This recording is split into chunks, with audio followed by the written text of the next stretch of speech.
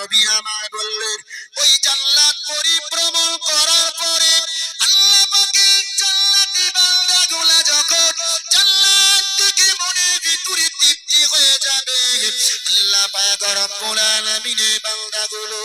রব স্রষ্টা মালিক রে দেখার জন্য একটা বার কাকুতি মিনতি করবে যে মহান আল্লাহ রে আমি দেখি নাই না দেখে আমি পৃথিবীতে বিশ্বাস করেছি যে মহান আল্লাহর কোরআন কারীমে নিয়ে আমি পৃথিবীর জমিনে জীবন যাপন করেছি সেই মহান আল্লাহ রে আমি আমার চর্মচক্ষে একটা বারের জন্য দেখা হলো না ও দুনিয়াওয়ালা মুসলমান মনে রাখুন ওই জান্নাতের ভিতরে কত নামাজি ব্যক্তি থাকবে ওই জান্নাতের ভিতরে কত হজকারী গাজী ব্যক্তি থাকবে আল্লাহ তাআলা